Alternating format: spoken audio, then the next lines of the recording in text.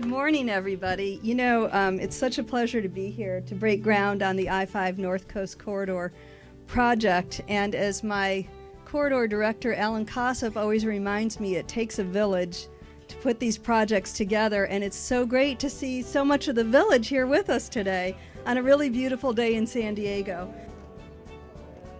Today's celebration marks the start of the first package of projects, which we refer to as BuildNCC.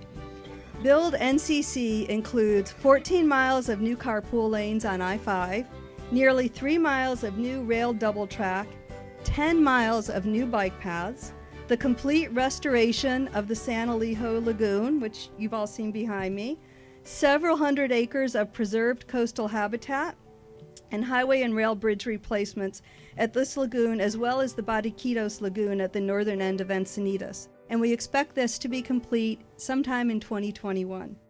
Over 20 years ago, people were very concerned about the flow, the mobility along Highway 5, and there were formal meetings that were held going back at least 22 years. Over that same time, I can't remember when we weren't talking about tidal flows in these lagoons that we're surrounded by here today. And finally, you have the single track railroad.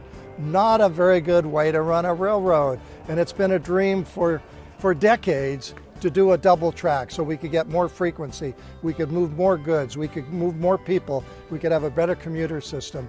And what's happened? We've got a project that ties all three of these issues together into one major construction project.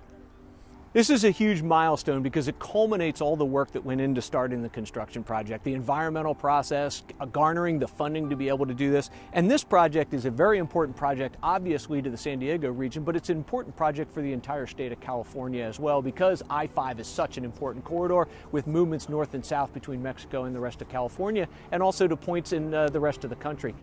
It's a very important transportation mobility project, and you add to that the improvements that we're going to make to the rail, and you're talking about commuter traffic, that you're going to be able to make that rail more efficient as well. We looked at how is the footprint of these projects, both the freeway and the rail, going to impact the ecological reserve. And really, they don't expand into the lagoon, the reserve itself, and so they're staying in their shoulders and within their right-of-ways.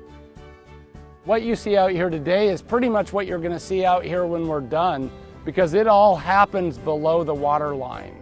And so the plan view doesn't change, it's just the circulation in this system gets enhanced.